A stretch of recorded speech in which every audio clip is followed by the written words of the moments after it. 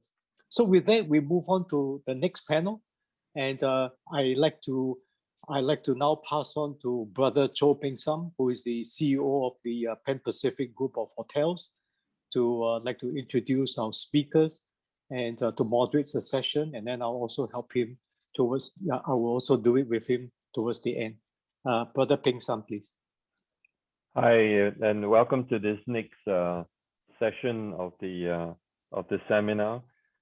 It's titled "Riding Through the Pandemic at the Work and Business World." So it is a real issue. I know that a lot of us need encouragement during this time of pandemic. I don't really play down issues that many have grown tired, discouraged, in fact wary.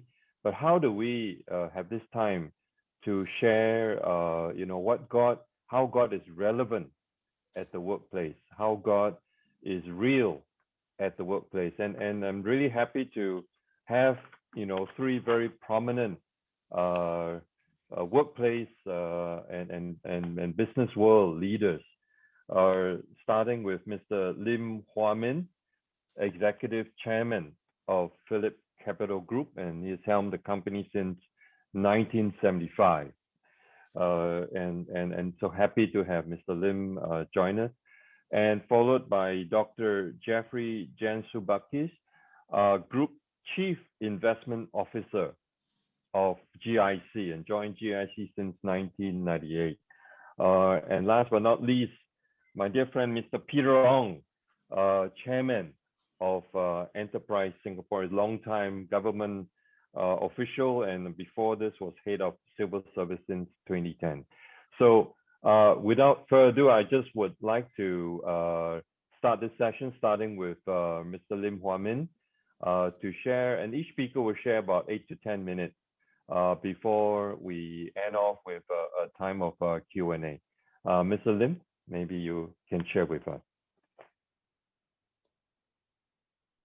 Can you unmute? Hua Min, can you unmute? Right. Thank you very much for inviting me to share a bit of what we've been doing in Phillip. I've been building Phillip Securities since 1975, and just give you a bit of background and help you to see where I'm coming from. We have been now in 17 countries, and 14 of it is in Asia.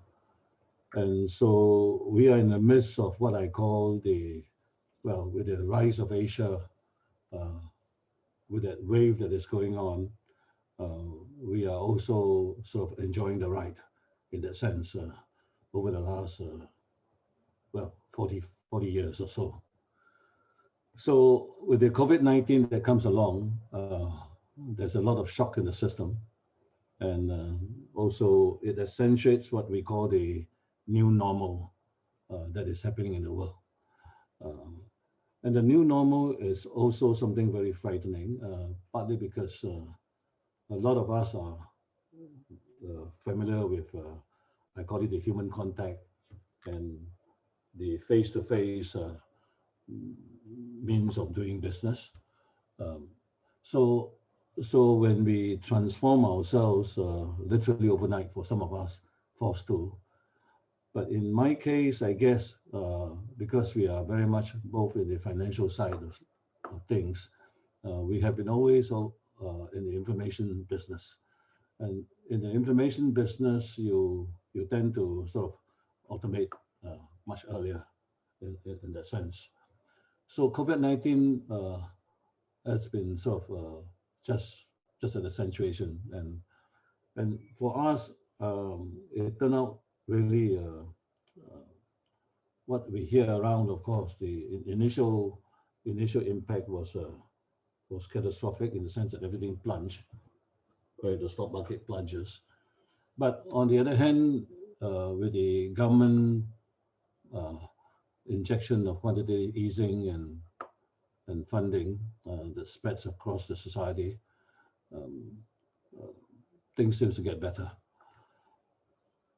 I have countries where obviously we were less computerized, so we have to rent PCs, rent notebooks for our staff, especially in India, where they can work from home.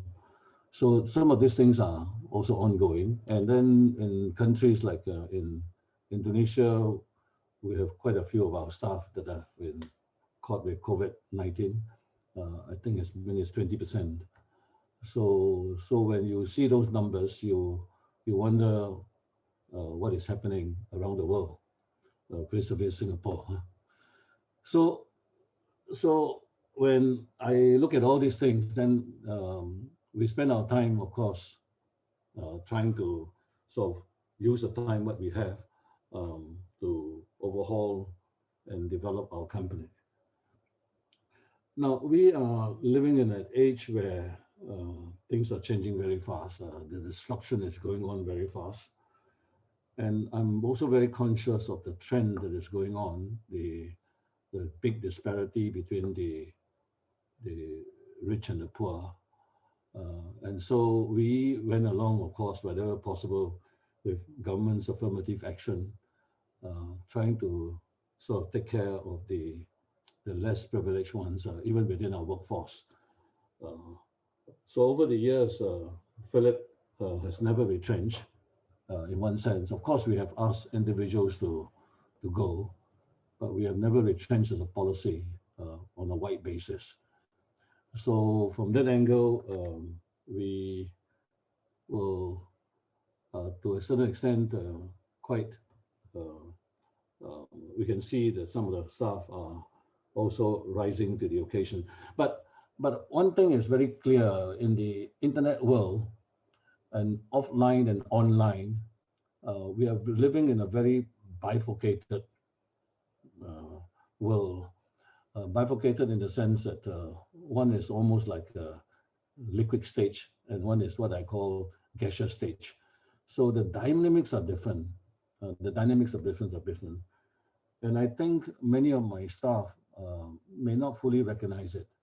Many of my people have not recognized it, neither the customers.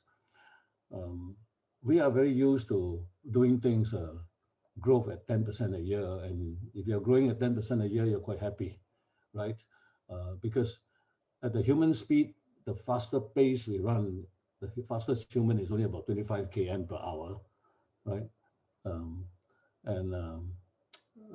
But when we come to electronic speed, we are talking about 186,000 miles per second. And then you're talking not just of batch processing or batch work or individual piecemeal work. You're now talking of live. Everything is live. Everything is continuous. Everything is so when we talk of that pace, we no longer talk about under the old economy. We were talking about 10% growth a year, that kind of thing, and then we're happy with ourselves. But the trouble is that the disruptors are coming in, and all of us are just one step away from disaster. Like, who would have thought that people like Visa, people like MasterCard, suddenly felt threatened that they can disappear? Because in the context of China, it's also very clear, credit cards are becoming quite irrelevant.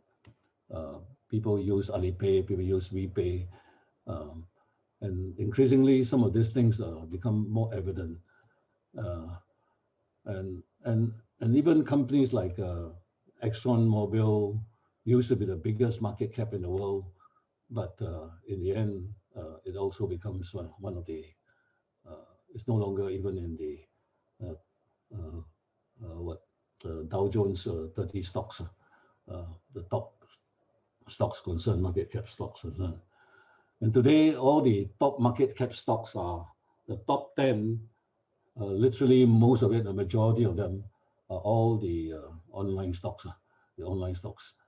So we are living in a world where this transient from what I call the face-to-face space, the human base versus the electronic base. And then we were very used to CapEx. We're very used to CapEx, the spending on capital expenditure. But today, capital expenditure is much lesser. It's all about technology. It's all about AI. It's all about coding and software and bandwidth. And so when you are facing all these issues, it really frightens you because at the back of it all, you have a few thousand families under your care. And if you fail them, you literally fail, and then their livelihood will be affected. So these are things we worry about a lot, even amongst our young our people. So recently in January, we have two brainstorm a year. All our people come back from all the 17 countries. They come back and they powwow. But this time we can't come back. January we came back. Fortunately for January we came back. But when it comes to no, January we couldn't come back. Actually, I don't know. Can't remember why we didn't come back together. But we had a Zoom. All of us are in Zoom, and we were discussing on the future of the company and planning for the company. Now, the last few years, we started talking in terms of OKR. And OKR is something where we no longer talk about 10% growth. We are talking about trying to fire the imagination of our people so that they can do a quantum leap. And the quantum leap is not so much as trying to improve by 10%, because if you are going to be improving by 10% a year, you are going to be disrupted because you are still operating on the face-to-face model, the offline model. You need to still shift increasingly to the automated model. And to move towards the offline, to the online model, you need to think in terms of 10 times. You need to think viral. You need to think completely differently, because your marginal cost, that's another feature, very clear cut of the new economy. And the new economy doesn't come in terms of what I call your margin. Your margin is based on your resources and your costs, your labor costs. But labor cost is almost zero when it comes to the online world. I used to do 1,000 contracts a day, and then I have a whole team of people. The cost is there. But today, I moved from 1,000 to 20,000 contracts a day. My labor cost hasn't increased. I can also move to 100,000 contracts a day. It still doesn't increase my labor cost. I can move to 1 million contracts a day. It's still about the same. It's still about the same. So we are talking of a zero marginal cost world. And this is something, it hasn't registered in a lot of people. It doesn't sink in a lot of people. And because of this zero marginal cost world, then you have all these fintech and all these tech stocks that are coming out to take on the world. Because their cost is zero. Once the basic critical mass is taken care of, their cost is zero. So all the incumbent industries are all under threat. Literally all are under threat. Matter of degree, right? You have companies like even hotels and all that, who thinks of only capital costs, building hotels. But there you are, you have Airbnb comes along and say, we'll take it over from you because we don't need to have brick and mortar. The whole brick and mortar dynamics is no longer there vis-a-vis the online dynamics. So this is something very serious, and I have been trying to sort it out with my people. Okay. I don't. My time is up, right? Yeah. And so what I would try to get my staff is to help them to see things over time and see things in a hurry, because survival means everything. And therefore, we are trying to change as fast as we can. We know that the Chinese are coming, and the Chinese are coming with their onslaught and their dominance because they control the online. Singapore doesn't have that critical mass. And because we don't have that critical mass, we are an excellent melting pot. But we need to go beyond Singapore to survive. Okay. Yeah, thank you. Thank you so much, Hua Min, for sharing that it is a very, very fast-paced world. And this is the real issue here. And now we turn to Dr. Jeffery J. Maybe you can share a little bit on your side of the investment world. Great, thanks very much, and it's a real pleasure and honor to be able to be with everybody. I think in the investment world, particularly if you can be an investor internationally, the crisis, as somebody represents both risks as well as opportunities, because in order to combat the COVID vaccine, COVID crisis, you have medical research being able to put things into place, companies that benefit from that, benefit from additional testing. There are certain industries that have done very well, grown even as a result of people having to work from home, at the same time as having industries that cannot take in customers, like hotels, as Mr. Cho would know. So for an investment firm, actually, the critical thing is that you can pivot and move quickly, that you see what the new opportunities are and to move quickly into them. And then, unfortunately, in a sense, investment firms can sell out of the things that you don't think will do well.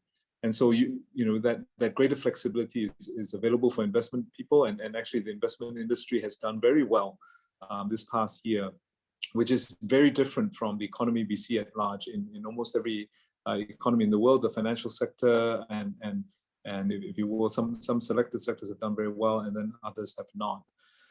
Maybe I just spend 2 minutes talking about what I see as the near term, meaning next 1 or 2 years, and then what I see beyond that.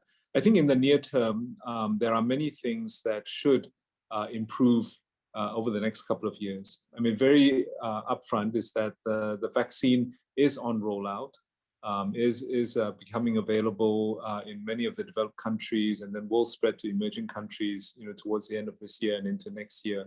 And that in itself should bring a lot of relief for a lot of the sectors that have been poorly. For open economies like us in Singapore, that means also, the possibility of the return of travel. But even without that, the fact that our trading partners are recovering and they're spending more is good for an open economy like ours.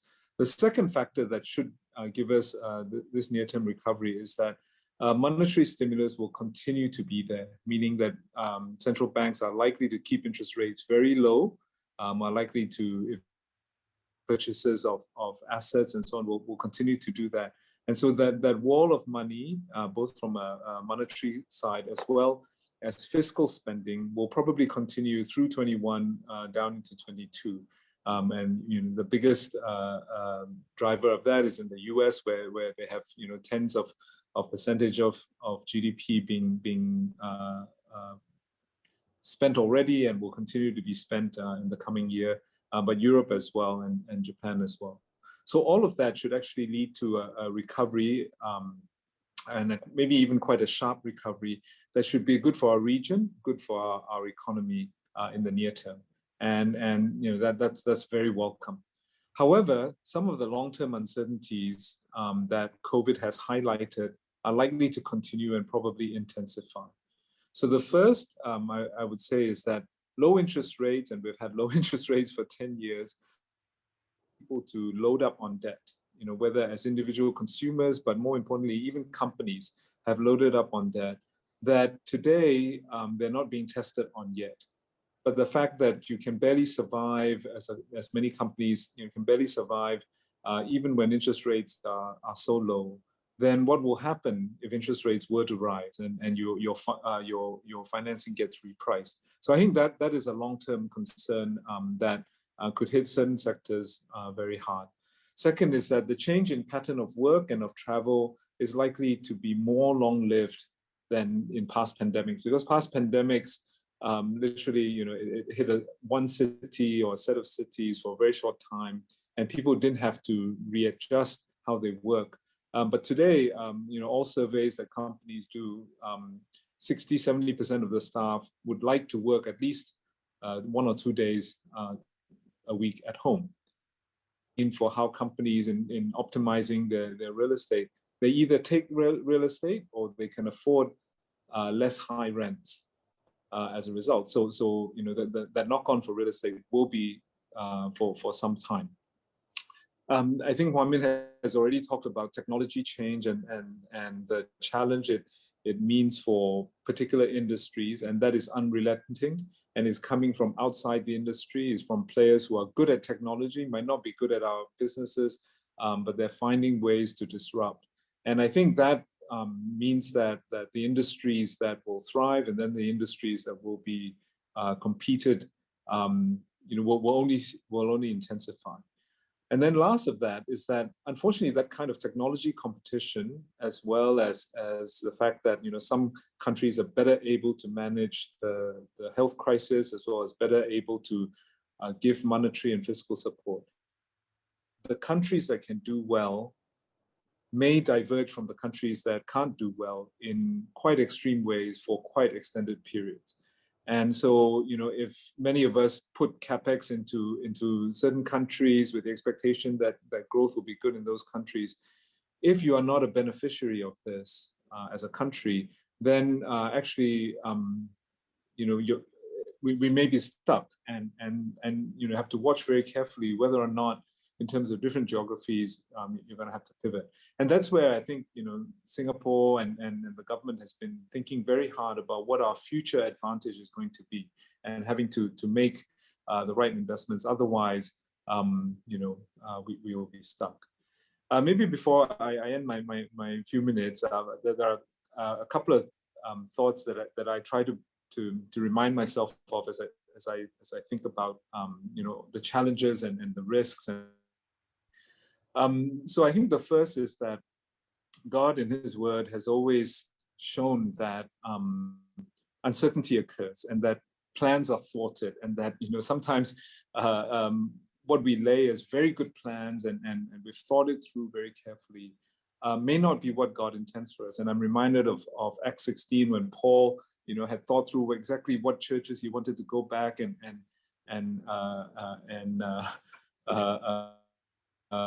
so on, and he was thwarted. He couldn't get to Asia, but actually it worked out for the better. He was able to go to Philippi, build a church there that resulted in a lot of encouragement for a lot of people later on. And so sometimes just because things are thwarted doesn't mean that God is not at work. And we know that all things work for good for those who love God and who are called according to His purpose. And we have to trust that. But because of that trust, we can prepare for change and setbacks and so on. And that to see those as intended by God in order to steer us in a better direction, I think is helpful. And certainly when I think about my own arc of work and so on, I have to remind myself of that. The second is that it's very clear in the Word that God does allow for times of economic hardship. In the OT especially, there's always times of famine. Even in the New Testament, we hear about churches that are suffering because that there's a famine in their country and so on. But at each point in time, God provides relief, because I believe in His economy, there's always enough. The only question is whether or not we are gathering it and pushing it in the right direction to help the people who are not able to fend for themselves at the point of time. And I'm reminded, for example, in Genesis that there was this practice of allowing gleaning for widows and orphans who clearly couldn't help themselves, allowed in His economy a way for people to gather and eat the surplus, if you will, from the fields in a way that gave them dignity. it was mandated by law. It wasn't sort of charity or whatever. It was just that people were meant to leave parts of their field unpicked over. And also reminds us, as if we're business owners, that actually we don't have to pick over everything. We don't have to earn every last cent if it means that it leaves people, our staff especially, suffering, and that God actually mandates us to do that. And then finally, of course, God's word encourages churches to help each other when other churches are suffering, and there's a way in which God provides. And I try to think about what that means for me as a believer in terms of my giving and in terms of how I think about resources. Okay. It's God's word that says that do not be anxious about anything, but in everything by prayer and supplication. And I can't tell you how that is a source of comfort for me, that I can go to God with my supplications, with my uncertainties, with my inability to control my circumstances, to ask Him for help. But it also says, but in everything with thanksgiving, let your requests be made known. And to me, that's another difficult one, where how in my what I consider tough circumstances, how could I be thankful as I'm asking God for more things? So anyway, let me stop there, and then I can come back in Q&A. Thank you. Wonderful. Thanks, Dr. Jeffrey J. Really, I think, touching on the short term, there's high liquidity, there's fiscal spending, Europe, US, China, they're pumping in. There could even be a high recovery rate after this. So, that's in the short term, but long term, seriously, with countries printing money, inflation, possibility of rearing its ugly head, interest rate, the moment it goes up, a lot of people might be caught. And that's, that's something that we should watch out for. But thanks for giving us that, both outlook, in short and long term, and adding on the relevance of God in all this, because it didn't surprise God. God actually tells us that difficult times will come, and it's not that he fell asleep and this thing happened, the COVID happened. He is in control. But in all this also, there is God's supply and provision. So thanks so much, Dr. Jeffrey, for sharing that and making God relevant in this very thorny world. Thank you. And now we hear from Peter Ong, and I always enjoy hearing from Peter and sharing, a little bit of a glimpse of the situation in Singapore. Peter. Thank you very much, Peng Sam, and thank you for this opportunity to participate in this panel, a very important topic. Let me cover a bit more from the local Singapore enterprise perspective, and also from the perspective of how digitalization has impacted them. I think we all know that digitalization has been a clear winner in this disruption of a generation. In 2020 alone, there were 40 million new digital consumers in Southeast Asia. That's like the birth of a few new countries overnight. So when COVID first struck, the Singapore companies, the SMEs in particular, had two aims. One was to ensure business continuity, and the other was to sustain revenues. And for business continuity, I think many of our businesses had to do many things they never had to do. How to work remotely, how to collaborate virtually, how to do safe management into their premises.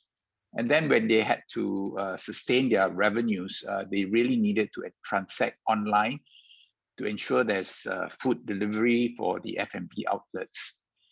So in my organization, Enterprise Singapore, we knew that we had to act very quickly.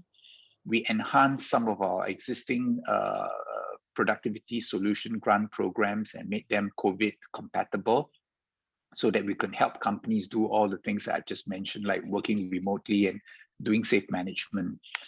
We also implemented several packages to boost e-commerce, to help retailers and our F&B establishments to onboard e-commerce and food delivery platforms. And looking back in 2020, there was big take-up in all our schemes that we offered to the enterprises, part of the government's 5 budgets that I think Hua Min and Jeff alluded to earlier. In total, about more than 23,000 enterprises tapped on these digital solutions that we provided so that they could ensure business continuity. Another 3,000 over retailers and 19,000 F&B establishments tap on the e-commerce packages that I spoke about. So obviously there were big disruptions last year, but I think going into 2021 now, we are in a better place. The economy is showing early signs of some recovery. MTI is forecasting that the economy will grow by about 4 to 6%. However, there will be 2 characteristics about this recovery. It will be will of course. It will still be filled with volatility and potential disruptions because we never know when infections will flare up anywhere around the world or around us, or even in Singapore itself. Besides being uncertain, I think the recovery will also be very uneven. And our 2020 experience gives us a good glimpse about how this unevenness can be, and many people call it a K-shaped recovery. So the situation on the business front locally is that given these uncertainties, the instincts of our businesses really should be to seize growth wherever and whenever they can find it. I think Jeff earlier used the word pivot, and that really is the key sort of preoccupation that our businesses need to have. So let me first address the business owners on this path towards gradual recovery, both the hows of the business operations and the where of this recovery. I think a key approach this year on the hows to conduct business is really what I call the hybrid approach, operating seamlessly between the digital world and the physical world, pivoting from one to the other. Some businesses have been doing it even before COVID, but for many Singapore businesses, this is very new. Let me share with you one story of this company called Saniqua, S-A-N-I-Q-U-O, sorry. And you can Google them on YouTube through just typing in "growing through challenges Saniqua." It's a very interesting story. The founder, a lady, Eileen, they were at first an OEM manufacturer of bathroom appliances, but they decided to branch in and get their own brand, their own product. And through this brand, Hera, H-E-R-A, I think many of you may be familiar because they are actually a supplier of many bathtubs that's used in our HDB flats. So when COVID happened, they of course, like the rest of the retailers, had to shut, and they could not do very much. So Eileen approached an SME center, and we have about 11 of these all over the island, for help. And the SME center referred her to a digitalization course to learn how to sell digitally. They've never done it before. So during the whole month of May, during circuit breaker, Eileen was attending courses online. And thereafter, the company signed onto an e-commerce booster package I spoke about earlier, and they onboarded onto Shopee. They also use social media to help sell. So it was very much a learning process, because as digital novices, they had to take it step by step. And as it turns out, COVID was the catalyst for them to change their business model. They found that they could reach out actually to many more customers than before. Just now, I think Pastor Kong talked about the increase in number of people who attend cell groups, right? So in a sense, it's a parallel for Saniqua. You know, they were able to actually reach out to more customers. Their business actually did better. And they ended up hiring some more new employees under the SG United Jobs and Skills Initiative. And they now intend to expand to the neighboring countries, to Thailand, to Malaysia. You can hear the video or view the video on YouTube. Very inspiring story of what I would describe as a sort of a digital novice. So they did it the hybrid approach. And this story is replicated in many other companies, all having to learn from scratch, trial and error, built up capabilities like attending virtual fairs online, doing digital marketing, listing products on e-commerce platforms, using social media like Instagram for direct marketing. But so going on in this year of recovery and to gain market traction, it is not enough just to maintain business continuity or seek revenue. Businesses will have to innovate and make their products and services better and deliver more value to their customers. But to do so, you need to own your own brand and products. And many Singapore companies are actually just resellers of other people's products. But you can't do that if you need to enter the brave new world of innovation. You need to own your own products. And so in line with this hybrid approach, we in Enterprise Singapore have also worked out many platforms, online platforms, for companies to undertake open innovation. And this is where bigger companies and organizations will post their problem statements, and startups and local companies can participate by providing innovative solutions to solve these problems of bigger companies. And last year, in the COVID year, we launched more than 120 challenge statements with big companies, with government agencies, and received close to 1,000 proposals from Singapore companies and startups. And this modality actually is a very good fit for small enterprises for several reasons. It provides immediate access to projects backed by actual market demand, and usually one backed by a paying customer. And there is no huge upfront investment required for such innovation activities. And SMEs can develop or co-develop, co-innovate their solutions, test it, and get help to access market needs within business organizations. And then after they've done one with a track record in the back, they can move on to bid for other market opportunities. So hybrid growth seeking and open innovation are two ways I think I want to share that businesses can respond to in this year of recovery, in this year where demand is still uncertain and very uneven. I don't know how much time more I have, but I want to share very briefly about some of the areas that businesses can look forward to. Jeff just now spoke about businesses that get stuck with making big hefty investments in sectors and industries that may no longer be relevant in a post-COVID world.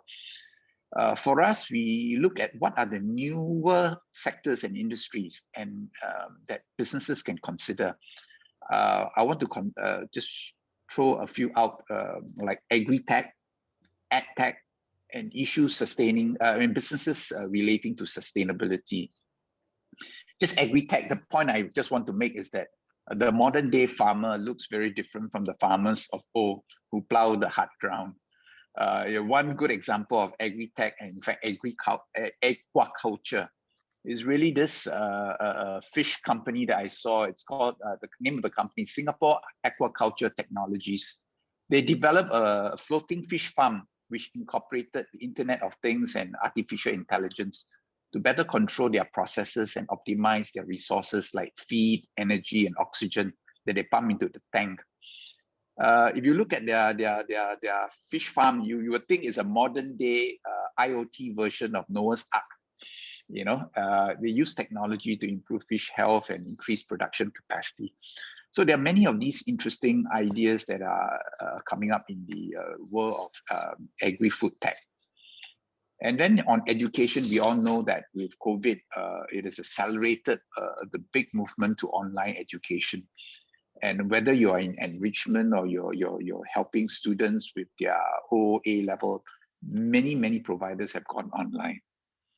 And then the third area where I think we definitely want to help many more companies in Singapore to transition into is really the whole area of sustainability.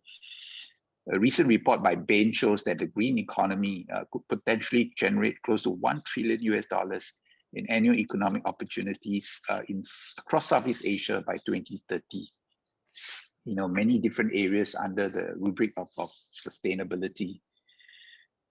Now, I've spoken a lot to business owners. Let me very briefly speak to our employees in our audience. You may feel disrupted by the digital wave. Perhaps you are uncertain if your companies may retrench due to downsizing from digital transformation. Like for business owners, these are indeed very uncomfortable times. The key adjustment needed is, of course, skills retraining. And with this digital transformation, it calls for different skill sets. Now, employees who work in organizations, similarly to their companies, they need to work in a hybrid environment. The way they secure business contracts, market, sell, deliver the customer experience is going to be very different when you sell online versus manning a storefront. Fortunately, there is an abundance of training opportunities for those who are willing to be prepared to be trained, whether you are in the IT industry and changing within the IT industry, or you're from outside the IT industry, moving into the IT industry. So there are lots of opportunities that you can look out for. Maybe before I close, I just want to read a passage of scripture. I was wondering what passage might be relevant, and Psalm 13 struck me. Let me read the very short 6 verses. Psalmist says, "How long, Lord, will you forget me forever? How long will you hide your face from me? How long must I wrestle with my thoughts and day and night have sorrow in my heart? How long will my enemy triumph over me? Look on me and answer, Lord my God. Give light to my eyes, or I sleep in death. And my enemy will say, I've overcome him, and my foes will rejoice when I fall. But I trust in your unfailing love. My heart rejoices in your salvation. I will sing the Lord's praise, for he has been good to me." Sure. Here we see the psalmist asking the question, how long, how long? And I think there are increasingly more and more people are saying we could be in for a long COVID. And this was a prayer, a speech of disorientation, but it ends with singing. And David finding confidence in the Lord, even though he saw no immediate relief from his predicament. Okay. This may be how we all feel, and I pray that this will be of encouragement to all of you. Thank you very much. Okay, thank you. I'll pass to Ping Sam. We have about 25 minutes or so for the Q&A. Ping Sam, why do you kick us off? Yes, okay. So thanks so much, Peter. Really, wonderful sharing about the government's help. And we're really thankful for that, but like you say, 23,000 companies, tapping into, the digital incentives, and my company is definitely one of them, and we're thankful for that. But you also said that really at the end, it is still a very volatile world. There are K-shaped recoveries. There's some doing well, but there's some not doing well. So it still behooves us, who run company and work in companies, to pivot, and we need to do that. And at the end of the day, thanks for sharing Psalms 13 that says, how long? How long will you forget us? How long will my enemies triumph over me? And that's a real question. But at the end of the day, the psalmist, started to praise the Lord God Almighty, because he is in control. So now I start with the question and answer, and please feel free, viewers, to answer your questions. I'll just have one question each for each speaker, and then Bill will follow up with the other question. So Mr. Lim Hua Min, really, you really shared something very important, and it is quite a fast-paced, very, very fast-paced world. Like you say, even big, huge companies like Visa, MasterCard are even frightened of being out of existence because of Alipay, WeChat Pay, and that's real issues. And so, maybe share a little bit, as you've shared earlier, what are the challenges that your staff have gone through? How do you prepare them? And how does God factor in all this so fast, it's moving. It can even be scary at this pace. I wish I have an answer. Yeah, but really, just trying to think through what you're saying to me. The first thing I keep telling my staff is this lifelong learning is not something you can, after university, you don't stop there.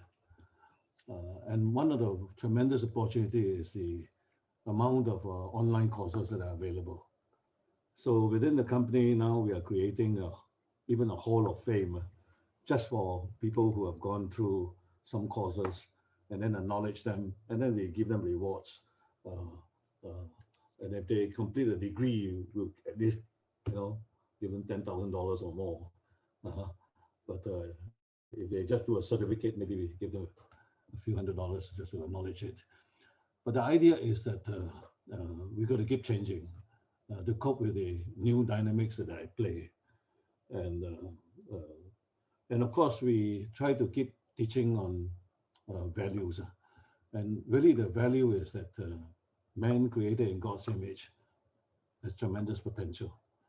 And so in that light, we keep pushing everyone. It behoves us to train them, to invest in them, but they must also take up the challenge and make a difference. And unfortunately, in the world today, there's too much abundance. In fact, I look at the young couples today, they spend more time with, actually spend more time than my time with their children. They spend more time also in their career. They work 4 hours more. And then they spend more time with their phone. They spend more time with their, everything, they spend more time. So what is sacrificing? I think they end up less time for reflection, less time for even a sacrifice of sleep. So I think that's where the danger is. And so, and also the inability to connect the dots, because we end up all as dot thinkers rather than holistic, integrative, to see the trends and the patterns that are around us. But unfortunately, the young can't do it too well. And so what I have been doing is, of course, trying to help them to see that, give a stronger weighting on overtime rather than a short weight. We are all give a very high weighting in our life to what I call things a point in time. We talk about experiences, and then because of the experience, it changed the way we do things. All these are point in time issues. But when it comes to God and our commitment to each other, it's an overtime issue. Even between the company and them, it's an overtime issue. So not just because, this year your pay increment is not good enough, therefore I job hop and sacrifice myself. And then in the sense that you want to go another place and another place. Sure. A rolling stone may not get there the most. So in the end, the whole idea is, I think I can think of the psalmist, the Job. I was reading Job this morning, and at the end of the first chapter, he was just saying this: "The naked I came from my mother's womb, and naked I will depart." Naked, okay. Right? So whatever you build is transitory.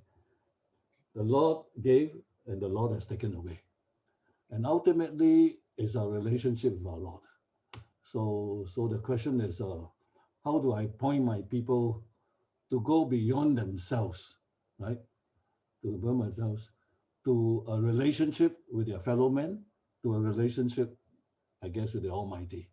So ultimately, this is the thing I try to do my little part in my part. Thank you. Thanks so much for sharing that, Hua Min, because I think from what you're sharing, you really show that you care for your staff, even during this time, to encourage them to take up courses, to learn, to equip them. And I just pray that many bosses and many seniors in the team would likewise, during this very difficult time, take care of their staff, even to look at the values, the homes, the time spent, and bring them on a longer term horizon. So thanks for sharing that. One very quick question from one of the questions on the board is, what is OKR? OKR is a new methodology. You see, the old methodology is budgets. Budget is about history, and then you play politics with budget, because you improve by 10% a year, just to please your boss, that kind of thing. And budget is about finance and concentrating on finance rather than on the drivers towards the business. Rather than the drivers to the business, you concentrate on the finance. And finance is always history. Finance is always history. But in business, you should not be talking about history. You should be concentrating on the future. And then you cannot you always use the past to plan the future. you have to use the future to plan the future. And therefore, what is that future that is beholding us? So the whole idea is leading our people to see that future. And that future is a zero marginal cost society. And that zero marginal cost is very overwhelming because it comes in large numbers. It comes in market share. And when it comes in all this order, you're playing a different game. You're playing a different game. So this is something you have to change your mindset, right? And how to change your mindset. And to me, that's the biggest difficulty. Okay, thank you. All right. Well, thanks so much. We really need to change our mindset, you know. And this I picked up from a question from the Q&A, and I would change my initial question both to of course Jeffrey, Dr. Jeffrey, and then of course Mr. Lim, if you want to reply that as well. You know, it's a very down-to-earth question. You know, financial institutes, we have people dabble in stock market and financial institutions, stocks. How does it gravitate towards you know, gambling? So, you know, kind of like try my luck and all that. And how do we be good stewards, you know, when it comes to investing? Yes, maybe Pete, maybe Jeffrey, you want to start off first. How do you have the balance? Sure. No, I think it is an important question, and you know, every day the market goes up by a bit more, then you know, you need to ask the question a bit more. And I think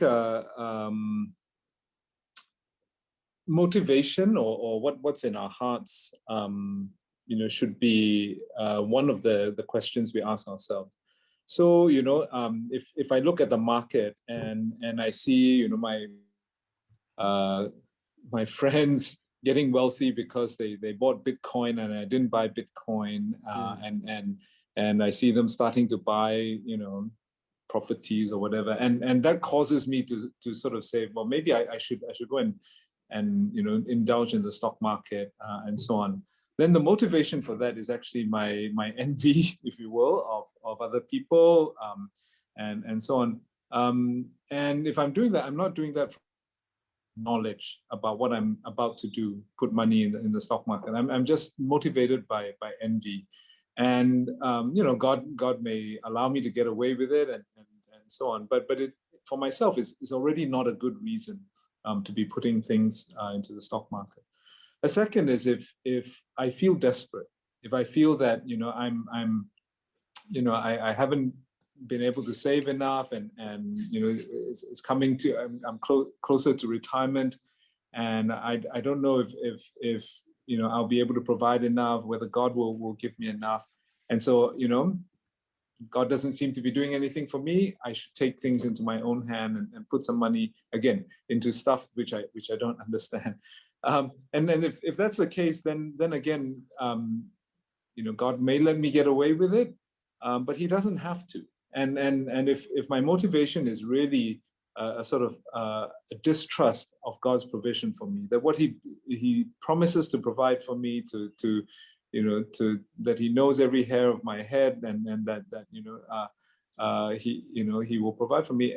If I don't trust him for that, and that is why I'm you know, sort of putting money in the stock market, maybe that's not a good thing.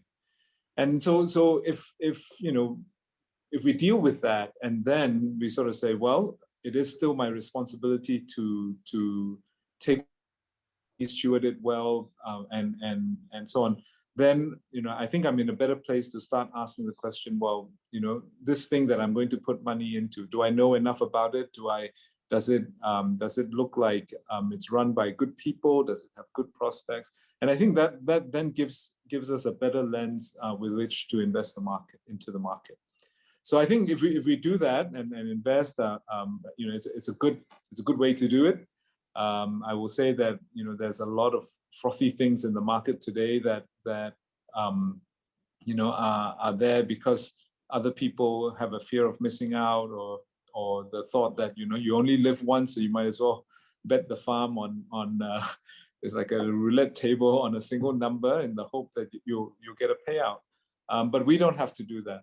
I think as believers, you know, we can we can rest on God's promises of his protection and care for us. We don't have to do it from fear or envy. And then if we invest at that, with the right mindset, it can be very wise. Okay. So Wow, maybe that's Peng San, yeah. So Yeah, maybe go ahead, Peng Bill. San, I suggest if you can ask one question to Peter, and then I'll Yes. take the last 10 minutes just to ask some quick questions, and then we'll wrap it up. Peng Yes, San, go yes, ahead. yes. So Peter, I think you mentioned really that it's so important that one thing you said was, it's so important to be innovative now. A lot of our entrepreneurs in Singapore are reselling someone else's what I call product, someone else's ideas. So Singapore needs to change, but to our young people listening in and to potential entrepreneurs, what are some ways that we can do this? Thank you for putting this question to me. Yesterday, I was reading some material produced by a Christian group on redemptive material. And the first basis is that our God is a creative God. And Amen. our God, and through enterprise, we as believers have a chance to tap into the immense creativity of God and express that through the way we serve our customers, through the way we make an impact in society, whether it's, if you're a restaurant owner, the food you cook, if you are selling, anything, the products that you produce. So we have an advantage in a sense. So I want to encourage the young people here, especially in a COVID recovery year. This is an excellent opportunity to think about entrepreneurship. Why do I say that? Because really the cost of failure or the cost of entry is really much lower. In the past, I think every time we do surveys, young people after graduation, they want to work in a big company, at multinational. Maybe some of them choose the government to work for the government, and that's good. But I think not enough over the decades have gone into, pursuing the entrepreneurial route. And so I've seen this year, and we've started some programs on entrepreneurship, and been very encouraged by the numbers of people who have registered. In a sense, some of them are displaced workers who are, have left their original industry and wondering what to do. So they've taken some of our time to reflect and say maybe they want to start their business. So to the young people in this group, this is a great time. And I mentioned a lot about digitalization, and digitalization really, as Hua Min has repeatedly said, lowers the cost of production significantly. You can reach markets around the world that you never dreamed of without digitalization. And you can collaborate with people, find partners, enter markets in a way never possible if there was no digitalization. So, and you're seeing that happen. So I would encourage plug into communities. There are a lot of communities available who depending on what space you are interested in. There's no lone ranger in this game. Learn from others. Attend courses like has been repeated today. Abundance of programs and courses for you to learn how to do this transition. So I would encourage our young people, but be very clear, like Jeff mentioned, why you invest in the stock market. Be very clear why you want to be a businessman and start your own business. I think Jeff mentioned a lot of the negative emotions that should guide you away from just simply throwing some money into the stock market. I would detour that and say, if those are the same emotions that lead you to enter sort of entrepreneurship, then don't. But use it as a way to really discover the creativity that God has given to you, allow you to flourish using the gifts and talents and your disposition, your personality, whatever, and the training that you have. This is an excellent time. Sorry. Wonderful. Bill, to you. Sorry, may I just add something? Yes, Hua Min. Yes, go May I ahead. just add something about OKR? Because I forgot to mention that this question was asked. What is OKR?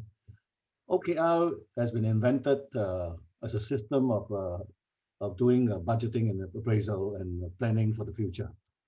And the old system is always about 10% or 20% growth a year, right? Whether it's budgeting. But the new system is talking about 10 times growth. That means, how do you create 1,000% growth, 10,000% growth? We are talking about 100 times growth. Now, how do you create that? And then it forces the staff to think online, to think viral, to think of the new dynamics that is at play, rather than still think in terms of face-to-face and brick and mortar. So I think that's the whole essence of it, what OKR is about. But do read it. It's by John Dewell, Measure What Matters. Measure What Matters. All right. It's a Thank very you. simple book. Okay, Bill, take it on.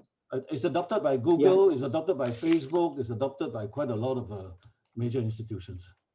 Okay, thank you. Maybe what I want to do is very ambitiously in the last 10 minutes, I just want to ask each of speaker just a very crisp answer, 2 to 3 minutes. So maybe let me start with Brother Jeffery, right? Because I'm trying to tie into the questions. As part of management, how do you make sure that because you have to meet all your stakeholders kind of expectation, and for you could be a benchmark, could be MSCI. So how do you balance it, particularly with people, staff and all that? So that's a question.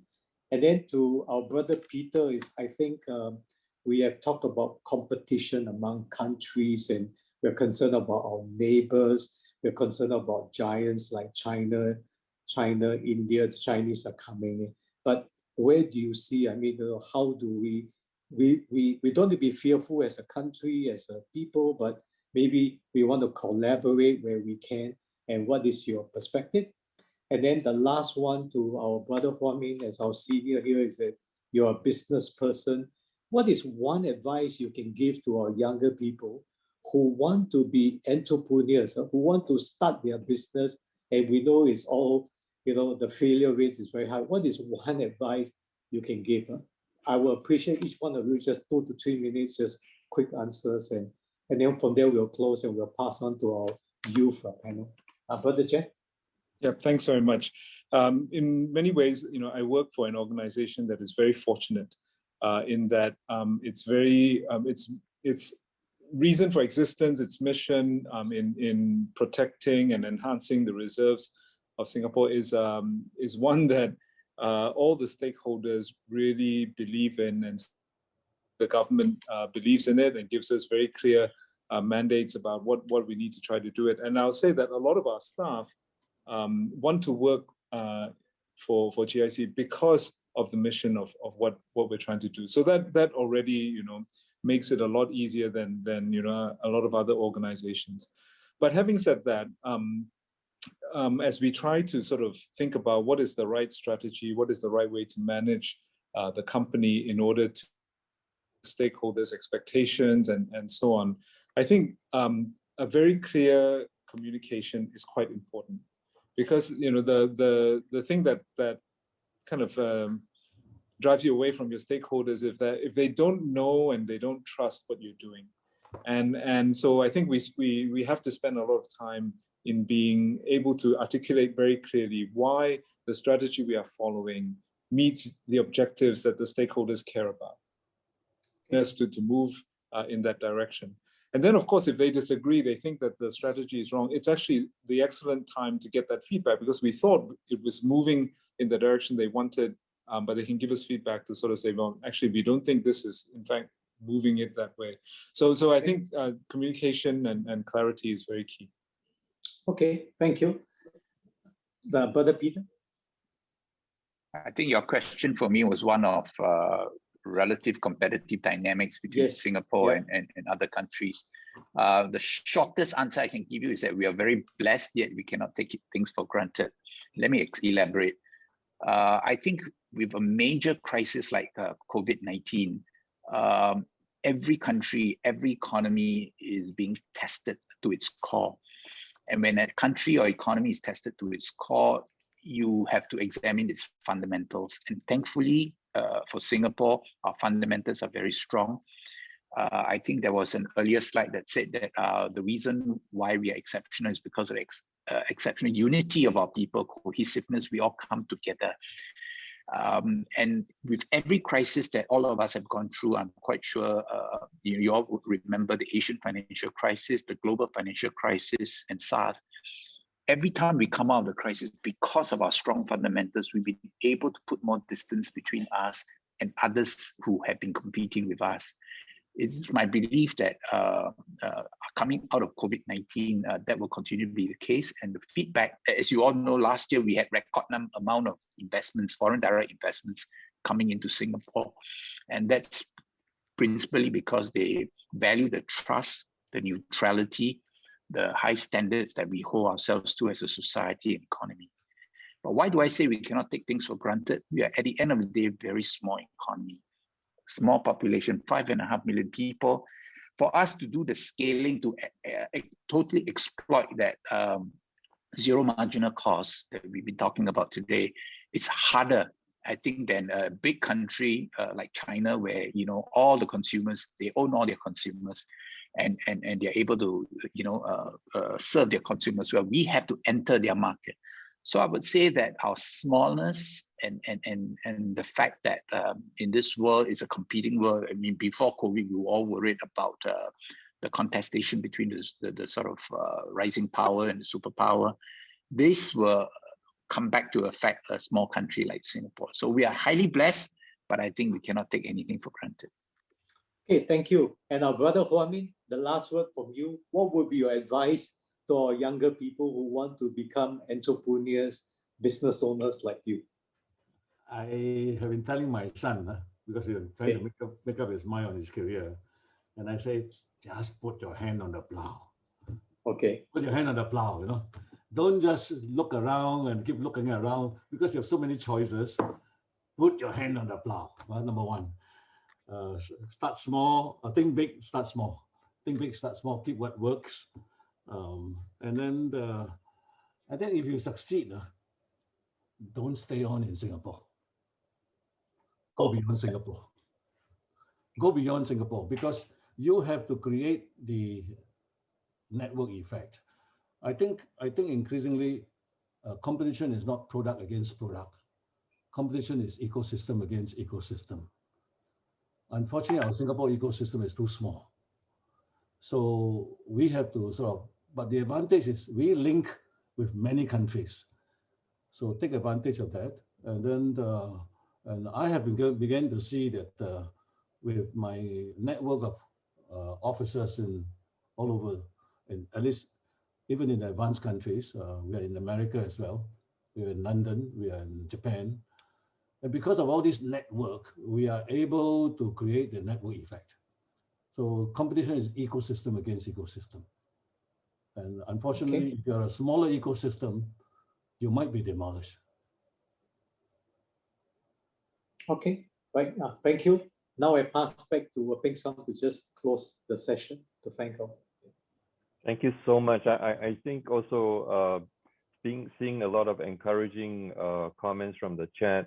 The leaders today have spoken from their heart. It is a very changing world, very fast-paced, and we need to pivot. We need to, be equipped, jump in. We have to do that. But I think everyone is saying, at the end of the day, God is in control. We might ask, how long? How long? How long will my enemies triumph over me? But at the end, we will start to praise God that He is in control. And even as Jeffrey said, at the end, when Paul couldn't go into Asia Minor, he went to Philippi. And that was the start of many blessings. So it is something that we just need to turn to God and help Him lead us the way. Okay, thank you very much for this wonderful work panel. Good. So thank you very much to our three speakers. So now.